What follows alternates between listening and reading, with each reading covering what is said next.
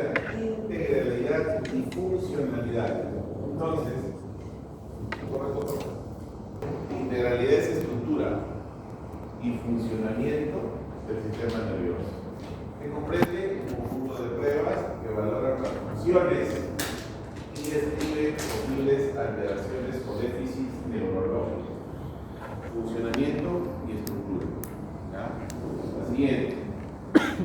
¿Cuáles son las características que debe tener un examen neurológico? Primero, que requiere un entrenamiento para desarrollar esta habilidad. Segundo, que tiene que tener un orden. Tiene que ser sistémico y lo más completo posible. El orden, que es lo primero que se evalúa en neurología, el estado de conciencia. Si está despierto, el nivel de vamos a hablar anteriormente, luego vamos a hablar de arriba hacia abajo, paracraneal, las partes motoras, etc.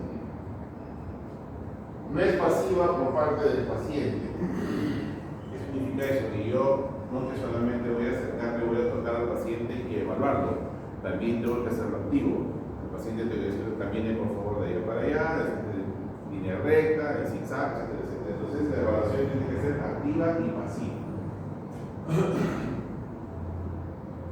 Aunque la queja principal sea neurológica, ningún paciente debe irse sin un examen físico general. Entonces, el paciente puede tener un dolor de cabeza, puede tener confusiones, puede tener pérdida de la fuerza en mitad del cuerpo, pero no solamente voy a evaluar la pérdida de la fuerza, tengo que evaluar otras partes.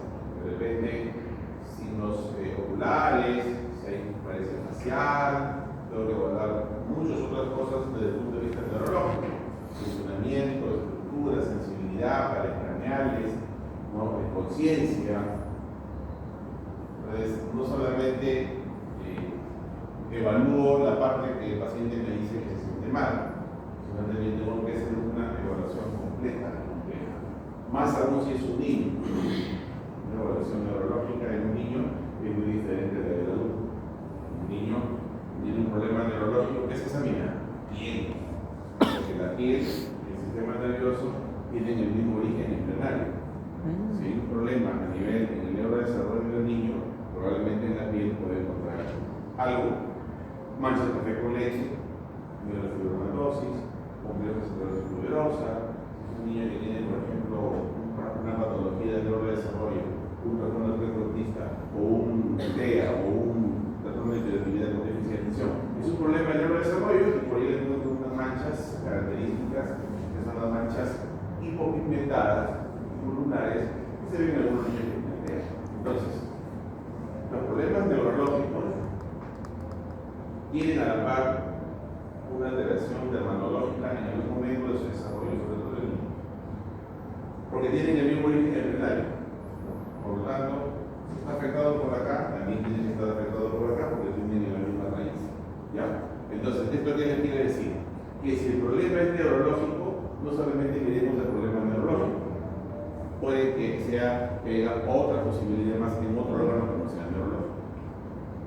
¿Está claro? Bien. ¿Cuáles son los objetivos de todo el examen neurológico? Establecer si existe o no una lesión o alteración funcional en el sistema nervioso tanto central como periférico.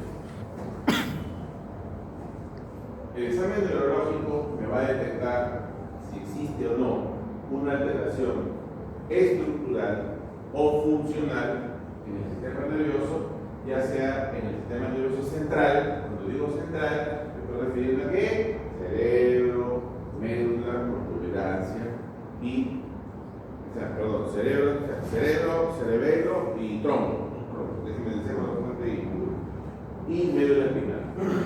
Y periférico, me estoy refiriendo a los nervios periféricos, ¿no? Todo está en la segunda neurona, ¿no? ¿Cuál es el otro objetivo de realizar el examen neurológico? Descubrir la topografía. Topografía es ubicación. Esto es lo que nos diferencia quizás de otras especialidades. ¿Por qué? Porque gracias al examen neurológico yo puedo determinar en dónde exactamente puede estar la lesión en el sistema nervioso. Por ejemplo, paciente, un ejemplo, ¿no?, que se me ocurre ahorita. Paciente que no puede mirar hacia arriba súbitamente. Parálisis de la mirada hacia arriba. Primera posibilidad, síndrome de Parkinson, lesión en el núcleo rojo o tegmento del mesencéfalo. Entonces yo digo, el paciente no puede hacer, ya. Una resonancia porque estoy pensando que la lesión es grave. Un paciente que tiene una pérdida de la fuerza a mitad de cuerpo, una hemiplegia, ¿no?, asociado a una leve alteración de conciencia, asociado a dificultad para hablar ni sangre. Entonces hay una hemiplegia derecha, entonces de lesión, hay dificultad en el lenguaje, pérdida de la fuerza, alteración de conciencia, está afectado el hemisferio cerebral derecho, perdón, izquierdo. ¿No? Me puedo acercar más a la lesión. Si es una hemiplegia, no mueve nada. Si es una hemiplegia, mueve un poco. Si es hemiplegia, la lesión está donde, cápsula interna. Entonces yo ubico en el cerebro, cápsula interna. O sea, estoy suponiendo. O sea, yo evalúo al paciente y estoy detectando dónde puede estar la lesión. Un paciente que súbitamente presenta ataxia, constipacia, con de base de presión, golpe positivo, distal, ataxia, camina como borracho. ¿No? No te presenta la lesión. Y hay una lesión en el SAC, hay producción de hemiparesia en el mismo lado de la lesión, o sea, una ipsilateral. ¿Dónde la lesión? Cerebelo. ¿No? Entonces yo ya, y si hay dismetría, o sea, no hay índice de nariz, ya, diagnóstico. Es un paciente que no tiene dismetría o que tiene dismetría, es decir, no calcula bien el índice de nariz. Por ejemplo, mira, esto es lo normal, ¿no?, pero el del cerebro es esto, ¿no? Se va por acá, se va por acá, entonces hay una dismetría derecha, lesión en el hemisferio cerebeloso derecho, porque es ipsilateral. ¿Y por qué es ipsilateral? Porque produce lo que se llama la doble circulación. Las lesiones en el cerebro son contrarias y en el cerebelo son en el mismo lugar. ¿Cuál es la explicación neurológica? Todo en neurología tiene una explicación. Y si no hay, lo que sea inventado, pero igual, tiene que tener una explicación. De recusación se llama recusación dentro tálamo cortical, así se llama, la vía. Entonces, ustedes tienen que entender que cuando, con el examen neurológico, yo ya más o menos sé dónde puede estar la lesión. Es un paciente que tiene atrofia severa, que hay pérdida de la fuerza, que hay polivalencia flácida, arrefléxica, Simbavinsky, bilateral, arreflexia, de un momento a otro no puede caminar. ¿De qué estamos hablando? Mujer joven con debilidad para caminar, cansancio, diplopia, crónico, tipo de enfermedad del año que piensa, vulnerables, polivalencia flácida, arrefléxica, polivalencia arrefléxica, marín, debilidad de abajo hacia arriba, ascendente de abajo hacia arriba, síndrome de Guillain-Barré. Entonces, ¿y otra lesión? ¿En el cerebro? No, es periférico. Estamos hablando de. Entonces, miren, así por ejemplo, ¿no? Tenemos un ejemplo. Entonces, yo ya puedo determinar la ubicación de una lesión examinando al paciente. Si el paciente tiene convulsiones, comienza a convulsionar, ¿está viendo que médula? No, cerebro. Si está convulsionando, ¿qué te va a pedir? ¿Examen al cerebro o no? No va a pedir examen al dedo gordo del pie derecho, ¿no? Si está convulsionando. ¿Por qué? Acuérdense para que ustedes sepan. C de convulsión, O de convulsión, O de corteza cerebral. Siempre las convulsiones tienen un componente en la sustancia de corteza cerebral. Entonces, miren, un síntoma, una lesión, una pérdida de fuerza, un síntoma neurológico, yo con eso, que es una unidad clínica, puedo establecer dónde más o menos está la lesión. Y después de eso pido una resonancia, una tomografía, una imagen o un examen que me ayude a confirmar lo que yo estoy sospechando. ¿Ya? Entonces, en el tallo cerebral, esta zona, por ejemplo, acuérdense de las pupilas uniformes, ¿no? Si viene un paciente con alteración de conciencia, pupilas uniformes, ¿no? Hay alguna neuropatía craneal. ¿Por qué? Porque en el tallo cerebral nacen todos los nervios craneales. Si yo encuentro un paciente que tiene parálisis del tercero, o sea, un Weber o un grado de Bernard, aquí vienen los epónimos, vamos a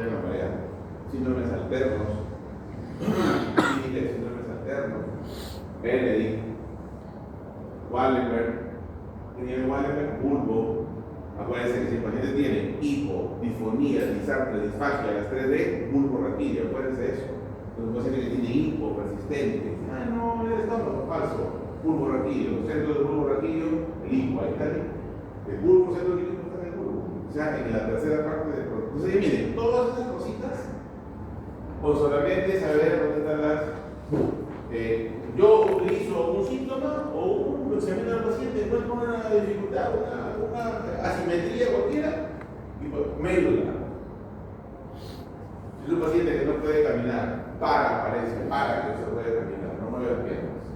Alteración esfinteriana, sonda Foley, no puede orinar o se le escapa la orina. O hay alteración rectal, o sea, se le escapa la caca, las heces, o se le escapa la orina, asociado a nivel sensitivo. ¿Saben qué es nivel sensitivo? Nivel sensitivo es, ustedes han visto el dibujito donde está el ser humano con uno de los dermatomas, ¿no? Okay, entonces, con Michelin, ¿no? Entonces, los dermatomas, nadie, ni el mejor neurólogo se ha aprendido los dermatomas de memoria. Nadie. Porque sobreviven los dermatomas, desgracia, pero hay mnemotécnicas. En neurología tiene que tener mnemotecnia. Si no tienes mnemotecnia, estás perdido en un paso. ¿Por qué? Porque lo que hoy día aprendes, mañana te vas a olvidar. Y neurología es así. Tú lo puedes memorizar ahorita los 20.000 epónimos que hay en neurología y al final te vas a marear. Entonces, mnemotecnia, por ejemplo, nivel sensitivo. ¿Qué significa nivel sensitivo? Uno evalúa al paciente con una aguja, por ejemplo, con los ojos cerrados, siempre la sensibilidad en el ser humano se evalúa con los ojos cerrados, que el paciente esté lúcido, esté despierto, esté lúcido. ¿Por qué? Porque cuando tú evalúas el nivel de sensibilidad en el paciente, le vas a preguntar al paciente: señor siente, ¿qué vas a esperar a un paciente que está en coma? Tú le vas a preguntar, ¿está en coma? ¿Qué te va a responder? Entonces la sensibilidad no se evalúa en un paciente que tiene alteración de pensamiento. La sensibilidad, dos requisitos: que el paciente esté despierto, que no esté bajo ningún efecto de un medicamento de estos que alteran la conciencia, y otro, que sea un paciente que no tenga ninguna alteración de conciencia, básicamente eso, ¿no? Y que esté despierto, ¿no? Y que cierre los ojos, porque si tú le vas a hacer algo, le haces un sacamiento con uno, porque está bien, pero tú estás diciendo que cierra los ojos, lo hincas y dices: señor, ¿siente lo que estoy haciendo? Sí. ¿Qué vas haciendo? Derecha, izquierda, derecha. Ahí tú vas dándote cuenta la evaluación de la sensibilidad. Pero la evaluación del nivel sensitivo se hace por niveles, por eso se llaman niveles. Así como hay primer piso, segundo piso, tercer piso. Entonces, igualito, la sensibilidad se hace con una agujita, un tarroma, y se va de arriba. Entonces, la paciente está en los ojos, el señor siente y lo va hincando, lo va bajando. Siente, sí, siento, doctor. Doctor, ya no siento, ya. Desde este nivel para acá ya no siente. Entonces, el nivel sensitivo a nivel de las tetas, aparece la mnemotecnia tetra T4. Eso no se olvida nunca. Acuérdense que ustedes en neurología memoricen con mnemotecnias. De aquí, nivel de aquí para abajo, acá. Si el paciente no siente de aquí para abajo, es T4. ¿Cuál es esto? Tetra, ya. A nivel del ombligo, T10. pones un palito acá, sería el T10. Acuérdense de acá, ¿cómo se llama? Ligamento inguinal. T2. Ligamento, ¿cómo se dice? L1. Ligamento inguinal, la I parece un 1, L1 y ya está. A nivel de rodilla, entonces esto, cruza nomás, ¿qué número es este? ¿Qué número? 4, L4. Se acabó la terapia. Y tú vas calculando, pues, ¿no?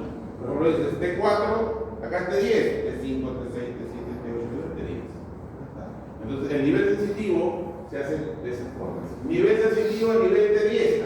Tú ya sabes que del ombligo para abajo, ese paciente no siente nada. Así le metas un trailer, no siente nada.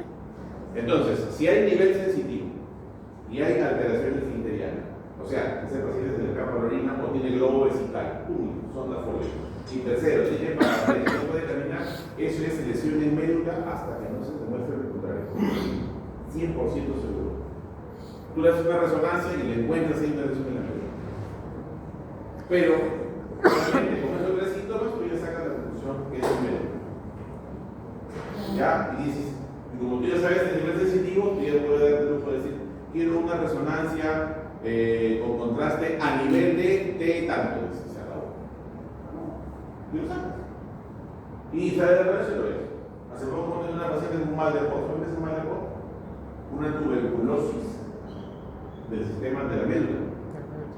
El mal de POT es una tuberculosis medular. Es una tuberculosis más que de la médula, de la columna vertebral. Entonces se va a producir una, escuchen esto, una espondilodicitis. ¿Qué significa esto? Que el bacilo de Koch destruye el cuerpo vertebral, destruye la vértebra, y al destruirlo, ¿qué hace? Debilita y produce un pinzamiento o presiona la médula. Entonces hay una lesión medular. ¿Me pueden entender? Entonces, la lesión medular es porque ustedes saben que entre vértebra y vértebra tiene un hueco que es el canal vertebral. Por ahí pasa la médula. Entonces, si se destruye la vértebra, el hueso se hace como, se vuelve muy fofo, por decirlo así. Se rompe y se vuelve como un cuchillo para la médula. Produce por decirlo así, un traumatismo vertebral. Y el paciente tiene lesión medular. Y si tiene lesión medular, ¿qué tiene? Paresia, dificultad para pararse, alteraciones bacterianas, que son la fobia en el hospital. Y tercero, nivel sensitivo. Si tienes el 3, médula, listo, se acabó. O que la hepatitis, por ejemplo, de un ¿ya? Y aparte de eso, el tercer objetivo de un examen neurológico es conocer la causa de la lesión. La etiología. Si es un ACV, un derrame, será un infarto, será una hemorragia, será un absceso, será un proceso expansivo intracerebral, un tumor cerebral, o será una neurosis. Yo, evaluando a mi paciente, puedo ya yo saber si es un derrame, si es un ACV, si es isquémico o si es hemorrágico, con algunas características, ¿no? Por ejemplo, si es un absceso, o si es un tumor, o si es una neurosis de cosas. Un paciente que viene de lejos, que viene de zonas de más pobreza, que con malas condiciones de higiene, que convulsiona y viene con dolor de cabeza, nada más, convulsión y dolor de cabeza, paciente de una zona de mala zona higiénica, con antecedentes de haber comido carne porcina en mal estado, con cantidad, estoy pensando, pero dice, le hago dolor aquí con su clasificación, ¿cierto? Convulsión y cefalea. Sí, es un proceso expansivo. Los procesos expansivos dan debilidad a largo plazo. Por ejemplo, es muy diferente que te diga paciente perdiendo fuerza súbitamente, mira, así viene ya, paciente de 84 años, hipertenso y diabético, que ingresa a la consulta presentando déficit motor, pérdida de la fuerza súbita de un momento a otro. O sea, hoy día estaba bailando y al siguiente día amanece doblado. O sea, es de un momento a otro. Y que aparece generalmente en la madrugada, ¿no? Asociado a dificultad para hablar, alteración de conciencia, etc. ¿Qué estamos pensando? En un ACV. ¿Por qué? Porque es súbito. Los ACV son súbitos. El paciente está sano ahorita y en la madrugada amanece doblado. Amanece chueco. La ACV de conciencia va a emergencia. ACV. En cambio, el tumor no es así. El tumor empieza de a poquito. Dice, ya me pasará, dice, la prueba también un poquito, pasa un mes, 2 meses, 3 meses, de lo que caminaba un poquito así, te pones la pierna, a los 7 meses ya tiene que dar un andador y es siempre localizado. Puede haber náuseas, vómitos por la hipertensión intracraneana, ¿no? Puede haber papiledema, le haces un fondo de ojo, papiledema, diagnóstico, tumor cerebral. El tipo de enfermedad te dice más o menos cómo viene la presentación o el diagnóstico del paciente. Entonces, un ACV es agudo de un momento a otro, pero un paciente con un proceso expansivo PIC es tumor cerebral. Ahí esos son lentos. El tiempo de enfermedad es 7, 8, hasta 10 meses, hasta un año. Y el paciente ya va a la consulta cuando ya no puede volver nada. Porque cuando es al comienzo, dice, no pasa nada, es el estrés. No le echan poco de estrés. Sí, el estrés. No muevo la. ¿cuánto tiene así? 6 meses. Entonces, como un paciente que tenía pérdida de la fuerza en una pierna, solamente una pierna nomás. Y debían tratar con neurobión, con parasiático, todo. No mejoraba, o sea, terapia física. Y decía que la realidad ya tenía cada cierto tiempo, a medida que pasaba el tiempo, ya no movía nada la pierna. Llegó un momento que ya esta pierna ya no movía nada. Dice que andaba como lento. Y digo, pero entonces también hecho terapia, me han hecho exámenes a la pierna, radiografía, hasta la tomografía, por si acaso. Perdí la fuerza y tal cual. Tumor frontal. Era un meningioma. Pero ahora el tumor, pero ya pues aquí queda con la lesión. Entonces, esa es la razón, o sea, parece la clínica más, ¿no? Ya vamos, pasamos, porque si no le pongo como 50.000 diapositivas. ¿Cuándo realizar el examen neurológico? Durante el examen físico de rutina, después de algún tipo de traumatismo. Todos los golpes en cualquier parte del cuerpo terminan en neurología, más o menos en la cabeza. Por eso es que en la emergencia lo llaman acá para fin de semana, los feriados, los policonsultas, los médicos de como más de cada día. Yo ahora tengo en el hospital, me llaman el jueves santo, el viernes santo, el fin de semana, ya estoy casi libre. Todos están planchados, y son chibolos, jóvenes, que sacan de la cocina su trabajo el fin de semana. Para seguir la población, claro, la mayoría, yo creo que sí es algo bien. Acá es lo que les digo, ya, por eso me haga sentir más tranquilo. En neurología, ninguna enfermedad se cura. Grábalo. Ninguna enfermedad tiene cura. Solo se controla. Por lo tanto, a ese paciente lo vas a atender mejor. Un ejemplo, dime una enfermedad neurológica que quieras. Epilepsia, ¿se cura? Pero hay que controlarla. Entonces hay que seguir la evolución de la enfermedad. Para eso es la neurología. Cualquier enfermedad, dime. A ver, una enfermedad neurológica que se les ocurra. ACV, está con una lesión, hemiplegia. Protegemos el cerebro, se va a regenerar lo que se ha dañado. Ya se dañó, se enfermó, está bien, pero tenemos que ayudarlo. ¿Cómo? A mejorar la terapia física, protegerse. Entonces, ninguna enfermedad neurológica tiene cura. Solamente apoyamos a que eso no se cronifique, evitamos que haya complicaciones y tratamos los síntomas. De todo. Entonces, por eso ahí dice bien claro, para seguir la progresión de una esclerosis lateral amiotrófica, un pronóstico, una miastenia gravis, una esclerosis múltiple, la epilepsia, las neuropatías, la polineuropatía diabética. La polineuropatía diabética se da en un paciente que es diabético incluso con glucosa normal, se da polineuropatía diabética. Pero doctor, mi glucosa siempre ha estado controlada, sí, pero la literatura te dice que la neuropatía diabética, por más que se controle la glucosa, el paciente termina con un daño neurológico. ¿Cómo la es? Entonces, siempre va a existir esto en los neurólogos. Utilizamos la evaluación neurológica para seguir la progresión de una enfermedad. Y obviamente, si el paciente tiene una afección neurológica, tengo que evaluarlo y hacer el examen neurológico. El examen neurológico, la siguiente. Miren lo que utilizamos los neurólogos. Los neurólogos nunca utilizamos un estetoscopio.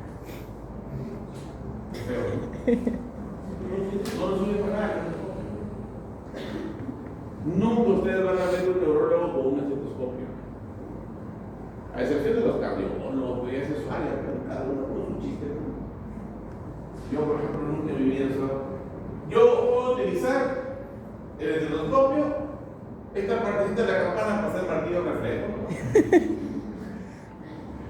Pero lamentablemente no utilizamos mucha finta, ¿no? En los estetoscopios. No lo utilizamos. Y eso está por escrito, está prohibido. Ningún neurólogo puede usar estetoscopio. Porque no nos sirve en realidad. No nos sirve para nosotros, ¿sabes? por favor, no quiero estar en contra de mis colegas, ¿no? Porque los cardiólogos, pues, es su arma secreta, pues, o los internistas, ¿no? Pero el neurólogo no lo vamos a usar. Entonces, por lo menos nos libramos de un peso en el cuello. Ya. Esto es lo que utilizamos, miren, cosas horribles, ¿no? Un oftalmoscopio para el fondo de ojo, un otoscopio, un diapasón. Ya cuando vemos la sensibilidad, vamos a ver una sensibilidad que es la sensibilidad profunda proprioceptiva, ¿no? Poliburla es diapasón, ¿no? Una linterna, esto sí utilizamos acá. Eso tenemos, yo tengo como 10 linternas ahí en mi carro. Ando con el sitio con mi linterna. Porque ¿qué? Un paciente de UCI, ¿qué vemos con el de frente? Vamos a pupilas, reflejo corneal y se acabó. Hacemos evaluación neurológica con eso. Y si no, ya agarro mi celular y tengo mi linternita. Todo error así. Listo. Pero lo ideal sería su linternita. Más estético. El martillito, parecemos de ferretería, ¿no? El martillo refleja esto de acá, si lo tengo. Tengo 4 martillos. Hay martillos de niños y adultos. Tamaño, y el martillo de niños tiene siempre como una cabecita de un caballito, de un elefantito. Que llama la atención. Y el del adulto ya, un borrador, así. Esto de acá, por ejemplo, para mí, vital, ¿no? Acuérdense los reflejos, ¿no? Reflejos cotidianos. ¿Qué me dice? Hiperreflexia, areflexia, hiporreflexia. Para mí, significa muchísimo. Un paciente que tiene areflexia, puede ser un paciente que tiene una neuropatía periférica. Los pacientes que tienen hiporreflexia, por ejemplo, la neuropatía diabética. La hiperreflexia me indica mal pronóstico. Un paciente que tiene una ELA con una hiperreflexia primera, o sea que me indica que si este paciente tiene una alteración de conciencia y yo le hago reflejo, si hay hiperreflexia, pronóstico mal. Es normal. Porque no me saco areflexia, hiporreflexia, hiperreflexia. Cuando lo normal, 2, 4, ¿no? Cuando ustedes van a ver ya las evaluaciones de reflejos, ¿no? Y cuando los reflejos, siempre acuérdense ustedes que los reflejos se cuantifican. ¿Cuándo es lo normal? ¿Cuándo es disminuido? ¿Cuándo no hay nada? Areflexia. ¿Cuándo hay hiper? ¿Cuándo hay hipo? ¿Y cuándo es areflexia? ¿Y cuándo es normoreflexia? Bueno, de acá sí va a haber pilas, ¿no? Fundamental, para ver si hay reflejo corneal también, ¿no? El reflejo corneal, estos pupilas y córnea es trombo. Y cuando se afecta el trombo, es mal pronóstico. Acuérdense eso. Es un paciente que está en mal estado general. Lo llaman a mejorar pronóstico. Vamos de frente a las pupilas y vamos a si hay anisocoria, mal pronóstico, si hay vemos fondo de ojo con papiledema, mal pronóstico, si vemos ausencia de reflejo corneal, mal, es un recontra mal pronóstico. Este reflejo corneal facilito, ¿no? ¿Cuál es? Fácil, porque cuando tú metes una cosa al ojo, ¿qué haces? Se cierra. ¿No? ¿Sí o no? Es un mecanismo de defensa, es un reflejo corneal. Un nodo en la córnea, se cierra. Pero si tienes el algodón y no lo cierra para nada, ya pues, ausencia de reflejo corneal, ese es muerte fija. Ese paciente te lleva a la muerte. Y digo una cosa tan sencilla, por eso tenemos ese pronóstico. Y así, ¿no? Esto de acá que parece insignificante para nosotros es un tremendo, ¿no? Un tremendo instrumento. Porque como eso llama el tubo, sensibilidad, pues, dolor, ¿no? Sensibilidad superficial profunda, superficial, dolor, temperatura, ¿no? Y luego viene la profunda es la diapasón. Esto ya somos los que menos limpiamos, no la pinta, siempre. Entonces, el examen neurológico es la madre de la simetría. ¿Qué significa simétrico en ambos lados?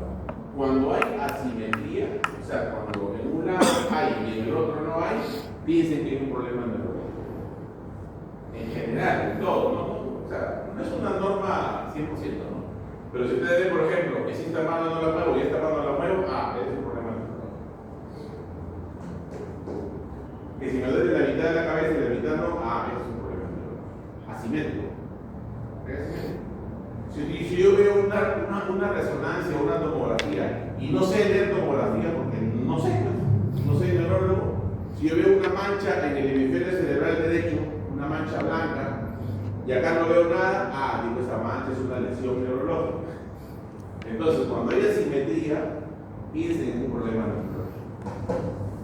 Por eso dice, el examen neurológico es la madre de la asimetría. Si yo evalúo sensibilidad a un paciente, echado, con los ojos cerrados, y paso por acá, ojos cerrados, le paso un lapicero y le digo, ¿siente o no siente? Sí siento.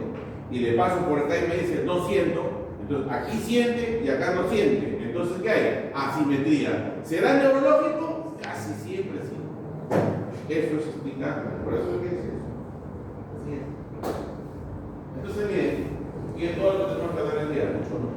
Por eso yo quería mejor que sea igual. Y yo cuando hablo, que tengo un problema. Cuando yo hablo, me demoro mucho tiempo. Vamos a hacer dormir. Voy a hacerlo más rápido, así la gente no va a probar.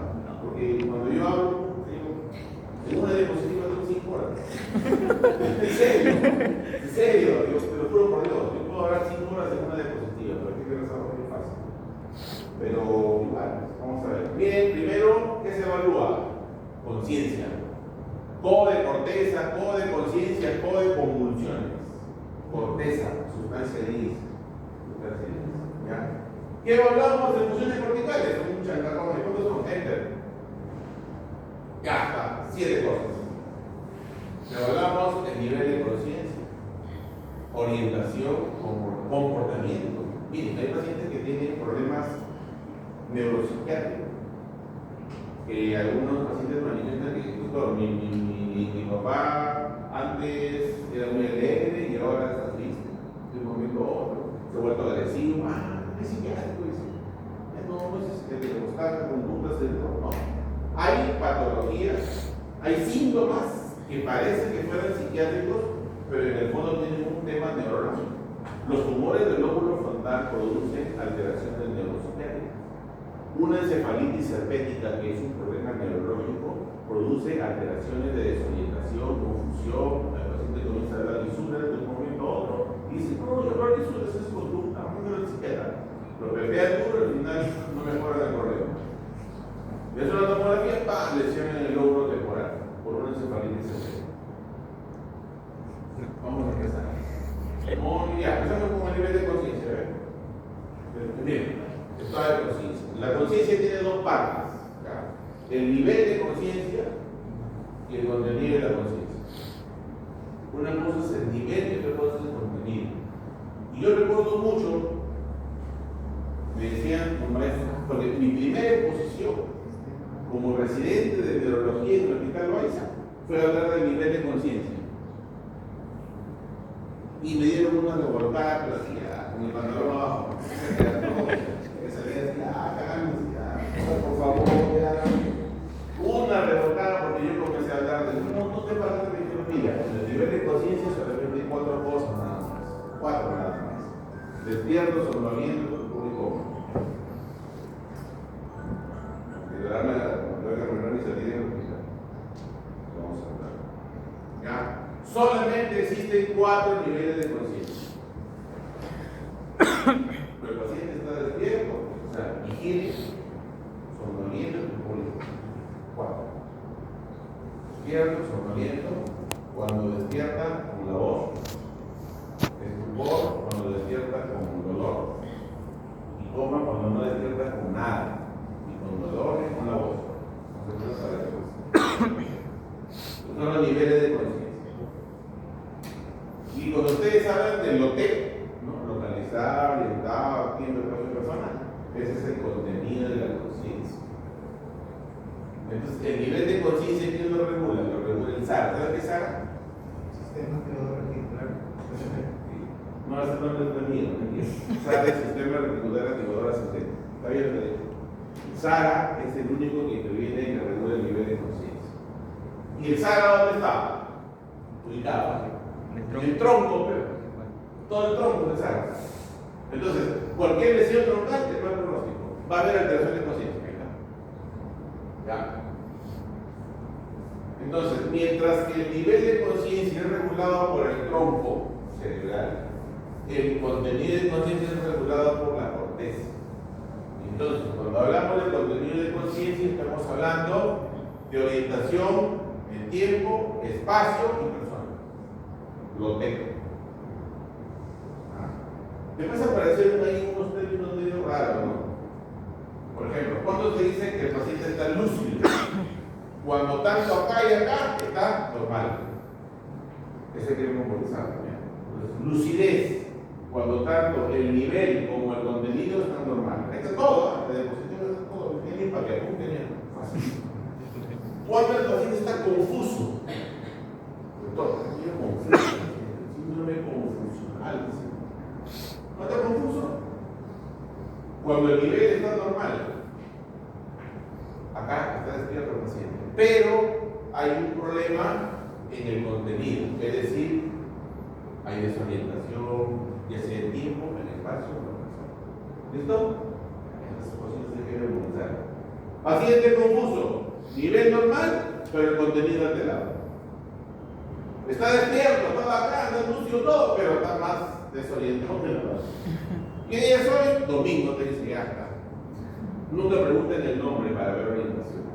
Porque el ser humano, por más borracho que esté, por más pecado que esté, siempre va a decir su nombre. Pregunten otra cosa. ¿Cómo te llamas? Pues si yo me llamo Javier Pérez, por no estás pecado con el tubo, dice, ¿puedo saber su nombre? O sea, cuando uno quiere averiguar orientación en persona, no pregunte su nombre al paciente, porque te lo va a decir, así en confusión y en estupor y coma. Lo va a decir, en coma no, pero por lo menos en estupor te va a decir su nombre. Ahora, en la literatura va a encontrar coma superficial, superficial, profundo, subprofundo, no, es coma, ¿no? Es como tú le dices a una hembrita, le dices, ¿me amas o no me amas? Sí te amo, pero un poquito. O me amas o no me amas, se acabó. ¿No? O somos o no somos. Acá no hay términos medios, iguales en la neurología. Ah, es un semicoma. Semicoma. Es un comita, es un coma. Lo dije en una exposición, un residente. Es un aparente coma. ¿Es o no es? En neurología tienes que ser directo. ¿Es o no es? ¿Tiene fiebre o no tiene fiebre? Por decir en caja, no una fiebrecita, pero tiene fiebre. Tiene una película, dice. Eso. Y obnubilación cuando está alterado el nivel y contenido. Eso tiene que memorizarlo. Eso siempre viene de esa. Ya, ¿listo? Siguiente. Entonces la orientación está lo que les decía, el tiempo, espacio, persona. En el tiempo siempre se empieza de más pequeñito, los días, mes, año, siempre pregunten eso ya, día, mes, año, el lugar donde se encuentra y la persona, muy pocas veces se pregunta. El comportamiento, efecto, porque lo que les decía, pacientes que tienen problemas aparentemente psiquiátricos, ¿no? Está tenso, está relajado, deprimido, eufórico, irritable, negativista, también puede ser una manifestación neurológica. ¿Cuál es el lóbulo que tiene que ver con la regulación de la conducta o la inhibición de la conducta? El lóbulo frontal. El lóbulo que tiene que ver, se ha demostrado, por ejemplo, hizo un estudio de que se evidenció que los pacientes que tenían una conducta agresiva, los sicarios, se hizo un estudio y se demostró que su lóbulo frontal producía algo de hipometabolismo, o sea, su nuera no tenía un funcionamiento normal. Entonces, sí, esta neuroconstitución hace de que tú, por tu misma estereotipo, tu misma constitución, hace de que actúes de esa forma. Y el lóbulo frontal es el lóbulo de la conducta, de lo que te dice, aguántate cuando te quieres pelear, es que te regula. Cuando estás con una cólera que te da una gana de sacar mucho, estás manejando el carro y te viene unos te da ganas de bajarte porque o te insulta y tú quieres bajarte, el que te regula, el que te inhibe esa cólera es el lóbulo frontal. Entonces, cuando hay una lesión en el lóbulo frontal, aparecen esas conductas raras, aparecen esas alucinaciones, conductas, lo que se ve con un paciente con demencia, se vuelven irritables, regalones,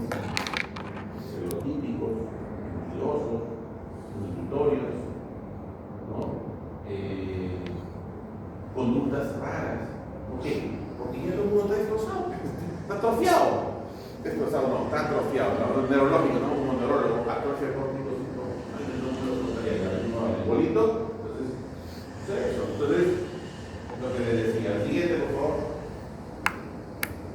el lenguaje. El lenguaje también es regulado por el cerebro. ¿No? Del lenguaje dependen dos cosas, la boca y el cerebro, 90% del cerebro y 10% acá. Entonces, el centro del lenguaje, la fluidez, la lectura, la escritura, lo que quieran del lenguaje, cálculo, lo que quieran, proceso de aprendizaje, lectoescritura, la nominación, la expresión, la verbalización, ¿no? La comprensión. Porque si yo voy a hablar, es porque tú me estás preguntando algo y yo te respondo. Tú me preguntas algo, yo lo proceso, comprendo y lo emito. Centro de Warnick, centro de Broca y fibras arqueadas. Listo, se acabó la tecnología del lenguaje. Son tres estructuras que intervienen en el lenguaje. Warnick, Broca y el fascículo arcuato. Warnick, ¿dónde está? ¿En qué lóbulo? Temporal. Broca, lóbulo frontal. En área 22, área 44, y los dos se unen por el fascículo arcuato, que es el fascículo de la repetición. Yo por este fascículo puedo repetir. Repíteme casa, perro, árbol, árbol. ¿Se tiene? Indemnicidad de fibras arcuato, decía el doctor Luis del González Chumbicúa. Es un neurólogo famoso en su vida que me enseñó, y él decía, ¿no? Yo aprendí mucho de él, por ejemplo, la fascia, ¿no? La fascia, ¿qué es la fascia? Cuando se altera o cuando se lesiona cualquiera de estos números que les he hablado, Broca, Warnick o arcuato, produce la fascia. Entonces, ¿qué será la fascia? Un problema de lenguaje por una lesión cerebral. ¿Vale? Acá está. Problema de lenguaje por una lesión del cerebro. Siempre, acuérdense de que la lesión del lenguaje, o sea, la disartria, que es la dificultad para articular palabras, se debe a una lesión del hemisferio cerebral izquierdo. Hemisferio cerebral izquierdo, lenguaje. Hemisferio cerebral derecho, prosodia. ¿Cuál es esta? Prosodia. ¿Qué significa prosodia? Entonación. Entonación del lenguaje. ¿Qué significa entonación? Si hay una lesión del hemisferio cerebral izquierdo, disartria, comienzas a hablar como arrastrado. Y si hay alteración en el hemisferio derecho, prosodia. ¿Qué significa prosodia? Entonación. Si hay una lesión en el hemisferio cerebral derecho, hay una alteración en la entonación, hablas como robot, o sea, con un solo tono. No modulas la entonación. ¿Ya? Listo. Entonces, lenguaje, alteración aparece de la fascia de Warnick, la fascia de Broca y la fascia de conducción, fibras arcuatas. ¿No? La fascia de Broca, ¿qué será? Es una fascia de nominación. No nomina el paciente, no expresa, no verbaliza, no, es una fascia motora. La fascia de Warnick es una fascia de comprensión. Fase de comprensión. Y lo otro es la indemnicidad de fibras arcuatas, o sea, una fase de conducción. ¿Cómo se evalúa? Me acerco al paciente y le digo, cierre los ojos, abre la boca y levante la mano. ¿Qué estoy evaluando? ¿Warnick o Broca? Si yo le digo al estudiante, le digo, cierra los ojos, y tú me ves y cierra los ojos, ¿qué está haciendo el señor? ¿Está comprendiendo lo que es una fascia? O sea, significa que si yo le digo que cierre los ojos y no lo cierra, significa qué cosa? Que no me está comprendiendo la orden que yo le doy. Y será una fascia de Warnick. Porque es de comprensión. ¡Abre la boca! No me hace caso. Como no me hace caso, no obedece mi orden, porque yo le estoy ordenando que haga algo, será una fascia de comprensión, porque no me comprende, no entiende lo que le estoy mandando. Levanta la mano derecha y me levanta el pie. ¿Me ha entendido? ¿Me ha comprendido? No, será una fase de comprensión. Warnick. Ya está, se cerró todo. Cierra los ojos, abre la boca y levanta la mano.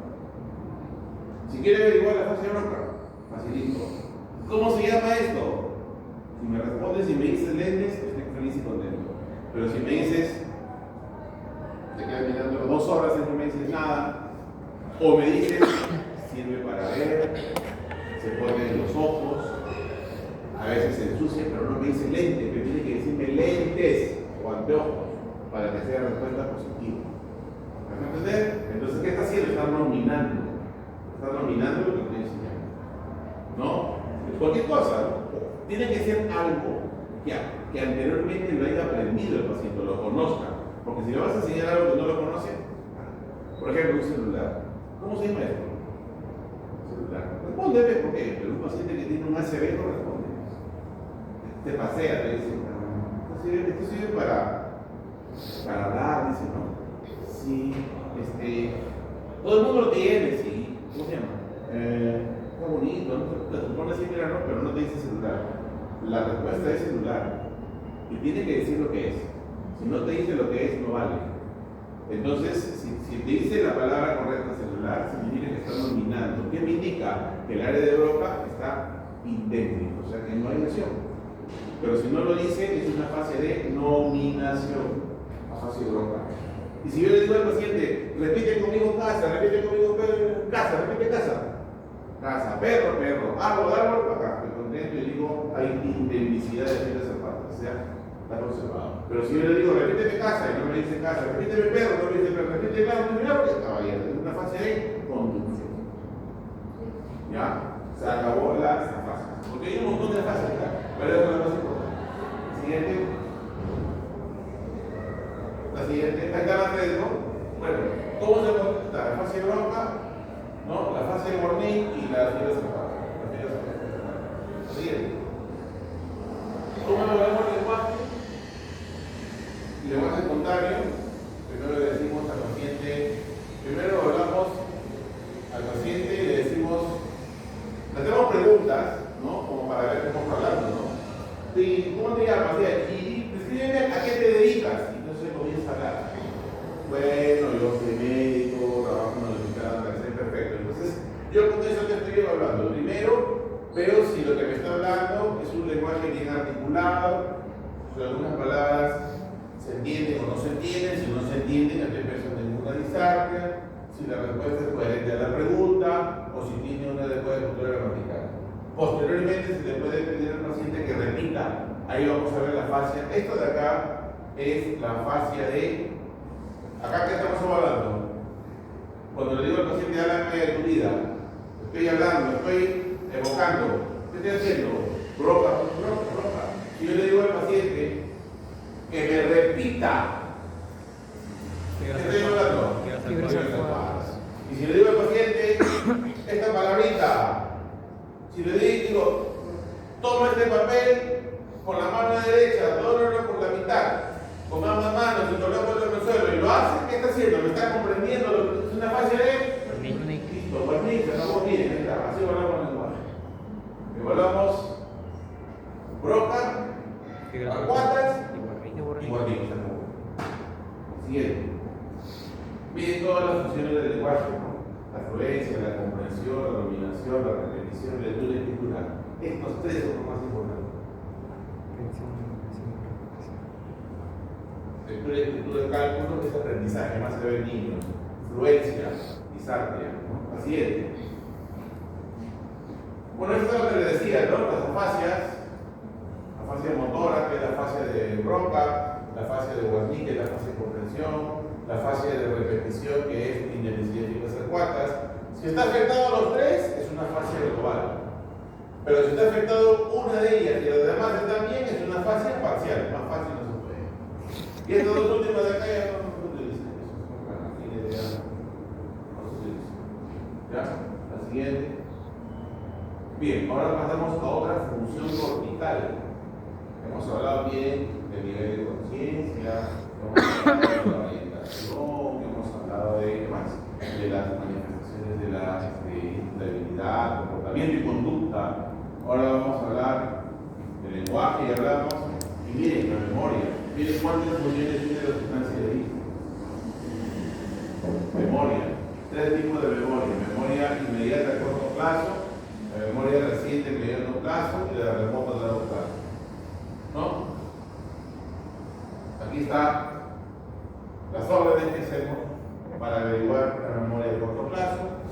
Por ejemplo, yo siempre digo, a ver, señora, memoríceme estos tres objetos: bicicleta, escritura y celular, que no tienen ninguna relación. Esa es la idea. Como si tú le dices,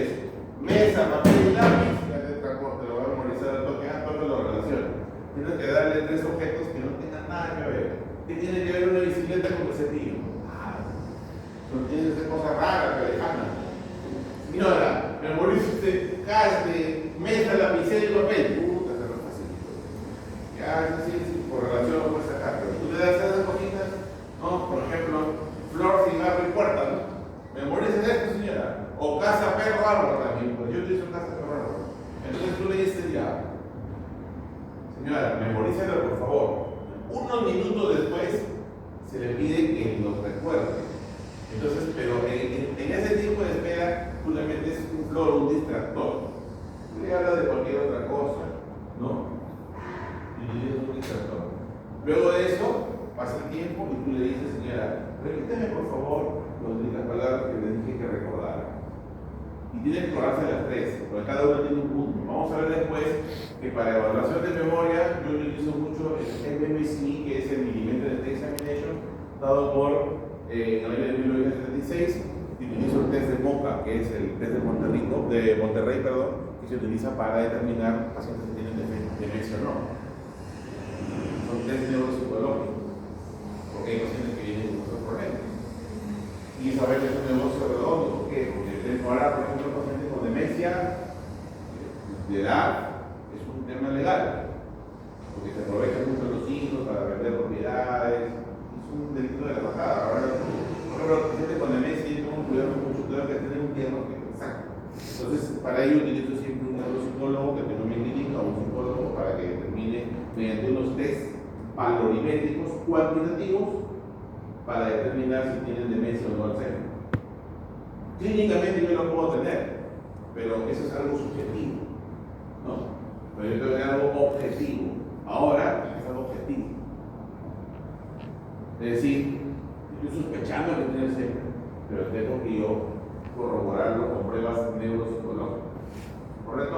Entonces, la memoria reciente mediano plazo que comió el día de ayer. Y la memoria a largo plazo, esta es la memoria histórica, ¿no? Información personal de hechos históricos, donde nació, la fecha de su matrimonio o la fecha de su nacimiento, y en esta memoria a largo plazo interviene este circuito llamado circuito de Papez. Esta palabra no es circuito de Papez. Para memoria a largo plazo. Memoria a corto plazo, Alzheimer. El Alzheimer es alteración de la memoria a corto plazo y la memoria a largo plazo es indemne, no se entera. Tú le preguntas a un paciente con Alzheimer el día que hizo a los 5 años de edad, se acuerda. Es una cosa rara. Entonces, Alzheimer es alteración de memoria a corto plazo y la memoria a largo plazo no se altera.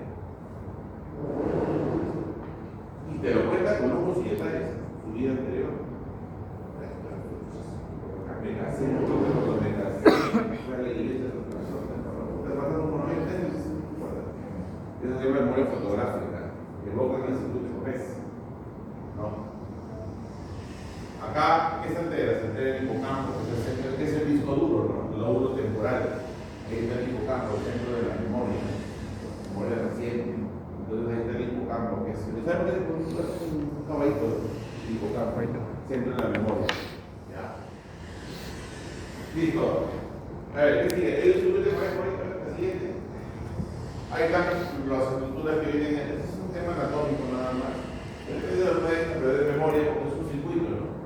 Porque nace en el hipocampo y termina en el hipocampo, ¿no? Es un circuito, ¿no?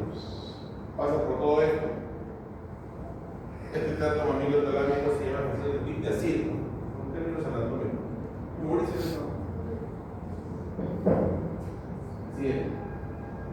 Agarra el milimetal que le decía, este milimetal es lo máximo, ¿no? Este milimetal fue creado por Forte en el año 75. ¿Qué te evalúa? Te evalúa 5 áreas cognitivas: orientación, retención, atención, memoria y cálculo, memoria y lenguaje. Son varias preguntas y tiene un puntaje. Cuando el puntaje es de 24 a más, buen pronóstico, no hay demencia. Cuando el puntaje es menos de 24, ahí sí el problema ya aparece, que sí hay un cuadro de demencial. 11 preguntas que te evalúan 5 áreas cognitivas, de preferencia en ancianos, y es una herramienta útil para ver déficit cognitivo. ¿Qué es el déficit cognitivo leve? es un paso hacia la cena. O sea, el puntaje es 24, 25 por ahí. Pero cuando es más de 25 es normal. La siguiente. Seguimos. ¿Qué más evaluamos en la corteza cerebral? Y aquí viene otra cosa más compleja, ¿no? Utilizamos la capacidad constructiva y perceptiva. Evaluamos la apraxia, evaluamos la gnosia. Cuando tú le pones la A, ya es pérdida o incapacidad. Por ejemplo, apraxia. Si tú le pones praxia nomás, es la habilidad motora que tenemos todos. Si tú le pones apraxia, significa que es la pérdida de la habilidad motora previamente aprendida sin que esta aparezca. Síndrome extrapiramidal o síndrome cerebral. En castellano, ¿qué significa eso? La apraxia es la actividad secuencial que hacemos nosotros día a día. Por ejemplo, cuando nos vamos a tomar desayuno, ¿qué hacemos?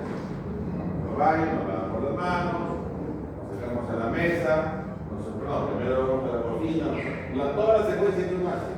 Recibes tu desayuno, te pones en la mesa, te sientas, agarras un tenedor, una cuchara y luego comes. Toda esa secuencia tú ya la has aprendido anteriormente y eso lo haces. Esa es la praxia. Sigue una secuencia. O cuando tú te olvidas tu celular en el banco y en la noche te das cuenta que dices que tenés celular. A ver, ¿qué hice en el día? Comienzas a narrar. Salí, me para acá, agarré un taxi. En el banco lo dejé. Ya. Esa secuencia de recuerdo, eso es praxia. Y eso solamente lo hacen los seres humanos, no lo hace nadie más. Eso es lo que nos diferencia de cualquier otra especie. Y cuando no puedes hacer eso, depende. Si es una praxia idiomotriz, incapacidad, para que todo para que usted lo lea. Todas las apraxias que hay. La praxia construccional, cuando yo te digo, dibújame este dibujo y no lo puedes dibujar. Una praxia construccional, no puedes construir. La praxia de la marcha, la praxia de la apertura ocular. La gnosia es la incapacidad de reconocer algo que era previamente conocido. Cuando hay una alteración, cuando hay un ACV, y yo le digo al paciente, cierra los ojos, le paso un papel higiénico por acá, el paciente con los ojos cerrados va a reconocer el papel higiénico. Lo reconoce. Si yo agarro un lapicero y le dibujo acá un número 2, el paciente dice, ¿qué número te dibuja? Un número 2, está reconocido. Entonces se llama gnosia, reconocer algo que era previamente conocido. Si yo lo iba, me está dictando, ¿con qué? Con el lapicero. Entonces, si tú le das un celular y lo comienzas a tocar, estando con los ojos cerrados, dices así, lo toca el celular, perfecto, y lo reconoce, eso se llama gnosia.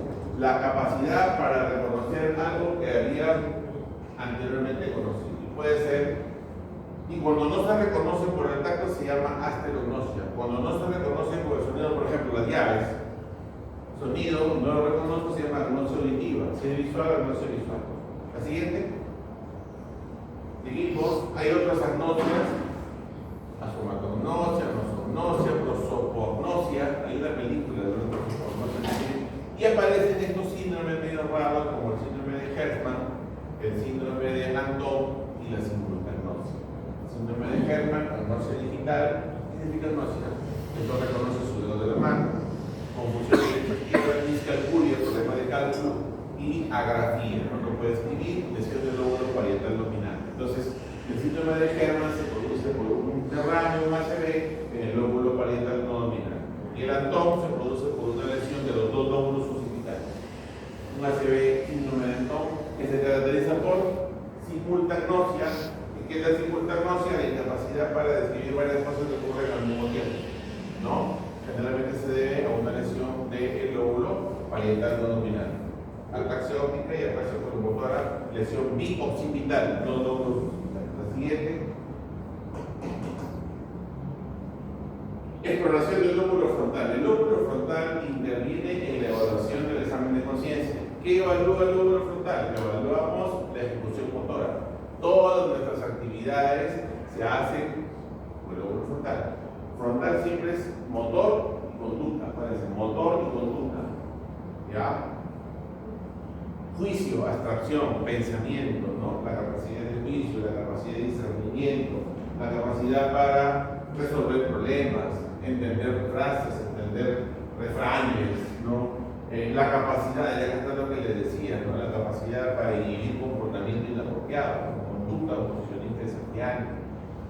Y cuando hay lesión del lóbulo frontal, aparecen los listing, o sea, lo que nosotros llamamos los reflejos primitivos, ¿no? O sea, en un paciente, por ejemplo, con una demencia Alzheimer, con una atrofia del lóbulo frontal, con una demencia frontotemporal, estos pacientes que son bien viejitos se convierten como bebitos, ¿no? O sea, todo lo quieren coger. Hay un reflejo muy importante que es el pago mentoniano, y yo le hago una pequeña fricción en la palma de la mano y automáticamente el mentón se eleva, el reflejo pago mentoniano, ese es patognomónico del Alzheimer. Así nomás puedo hacer diagnóstico. Hace poco tuve alumnos ahí en mi clínica, pero llevé justo también un paciente con Alzheimer, 85, 86 años. Decían, señora, cierra los ojos, señora, cierra los ojos. Pero dice, mire acá en mentón, ya. Agarré una lapicero, agarré la mano de la viejita ahí, le hice un tajito así, pero no respetó. Ay, reflejo pago mentoniano. Esto es característico de las alteraciones del lóbulo frontal, demencia. Reflejo de la velar, cuando es así, cierran los ojos. Y reflejo de los siqueos. Los siqueos, cuando tú le pones así un chupón, o un bebito, pero tú le pones para acá el chupón y el bebito lo sigue el chupón. Puedes para acá los sigue por el reflejo de los siqueos. Como se pone un bebito, por eso que los viejitos se ponen un bebito. Se llama reflejo primitivo. Siguiente. Luego siguen los pares canales. Podemos continuar por virtual. Sí, porque es un montón, miren cuánto falta. Utilización meninge son como 20 diapositivas. Sistema motor son como 10 diapositivas. Sensitivo es feo porque es superficial y profundo. Ahí tienes que dar un montón. Y cerebelo también.